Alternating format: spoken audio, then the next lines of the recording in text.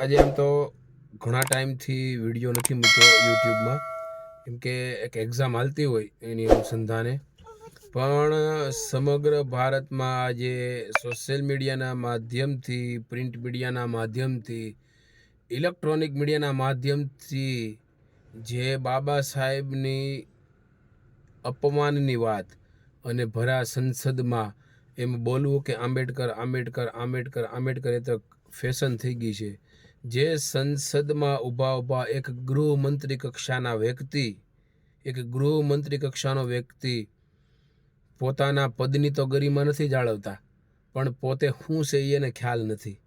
એટલે જે તાકાતથી જે ભારતનું બંધારણ ડૉક્ટર બાબા સાહેબ આંબેડકરે ઘડીને ગયા અને એ બંધારણ થકી એ સરસ મજાનું સાંસદમાં અને એ ભાઈ બોલી રહ્યા છે, એને ખ્યાલ નથી કે બંધારણે એને ગૃહમંત્રી બનાવ્યા છે. પણ ક્યાંથી ખ્યાલ હોય, કે ખબર જ નથી પડતી.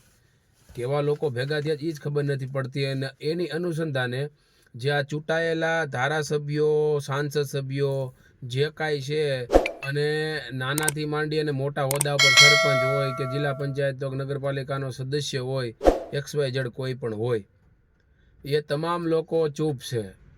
કેમ ભાઈ? એનું કારણ શું? તમારા આકા આવું બોલે તો તમે એના પૂંછડી પટપટાવો છો, તમે એની વાય કરો છો. હે?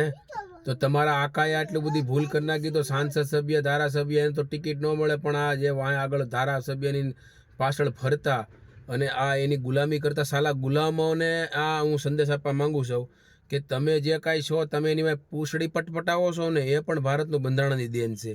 એટલે તમારા આકા આવી ભૂલ કરે, તમે કાંઈ એક કોમેન્ટ, એક વિડીયો, એક આવેદન કે એક વિરોધમાં ન જાય, એનો જાય તો એના તળિયા ઝાટે કે એના ધંધા જે કાંઈ અનલીગલી હોય બંધ કરી દે, એને પાર્ટીમાંથી કાઢી મૂકે. હટ નરા ધોમો, તમારી આવનાર પેઢી છે ને તમને છે ને ગુલામી કહેશે કે આ જે તે વખતે પાર્ટીનો ગુલામ હતો અને ભડવાઈ કરતો હતો, આ એની ઓલાદ છે, એમ તમને લોકો સંબોધન કરશે. અમરેલીમાં અને પણ ગુજરાતમાં નહીં પણ ભારતમાં આવા કેટલા નમાલાઓ હોય છે, એની આપણે કહેવાય છે કે આખી ગાડી ભરાય એટલા તો આવા નમાલા હશે. તો નમાલાવ આવું અપમાન ભરી સંસદમાં ડૉક્ટર બાબા સાહેબ આંબેડકરનું થતું હોય અને ગૃહમંત્રી કક્ષાનો વ્યક્તિ કરતો હોય, તો તમે તમારા મોઢા સિવાય જ અત્યારે તમારી એનાથી ફાટતી હશે એમને. એટલે એ ફાટે એ તો તમને ન ઓળખતો હોય, કેમ કે એની પાસે તમે ન જઈ શકો, પણ તમારા નાના આકા હોય જે પક્ષ સાથે જોડાયેલા, એની તમારે ગુલામી કરી, પહેલાં તમારાથી એનાથી ફાટે. ઓલો વ્યક્તિ તો ક્યાંય છે, એ તો ગૃહમંત્રી છે ભારતનો, એ તો તમને પાસે ન ઊભો રહેવા દે. પણ તમારે જ્યાં નાના તમારા જે તળિયા ચાટવા હોય, એ તળિયાવાળા તમને પાસે ન ઊભા રહેવા દે. એટલી તમારી ઓકાત છે. સાલાવ અને સુધરી જાઓ, અને જ્યારે પણ બોલવાનો મોકો આવે ને ત્યારે બોલો. આવી રીતથી મારે તમને શું કહેવું, મેં તમને કેટલી વાર હાક્યા છે, એટલે શરમ વિનાના છો તમે. હકીકતમાં શરમ છંડાવ. પોતાના ફેસિલિટી માટે પોતાની હાટું થઈને તમે આટલી ગુલામી કરો છો યાર. કેવા છો તમે? કઈ હદે તમારા ખૂનમાં કઈ રીતનું લોહી દોડે જ ખબર નથી પડતી, ઉકળતું નથી યાર. દુઃખ સાથે કહેવું પડે. એટલે આવું થાય ત્યારે કમસે કમ બોલો તો ખરા. ગુલામીમાંથી વ્યસ્ત થઈ અને ભારતના બંધારણ અને બાબા સાહેબ આપ્યું છે ને એની પર પણ નજર નાખો. અને જે બાળકો ભણે છે ને એ પણ એની હિસાબે તમારા બાળકો ભણે છે, એટલે એની ઉપર નજર નાખો.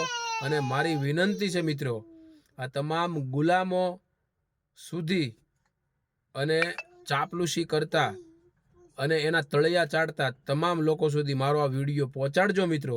એટલે તળિયા ચાટવા વાળાને ખબર પડે કે શું મેટર છે. મિત્રો આટલું કરજો. જય ભારત, જય સંવિધાન.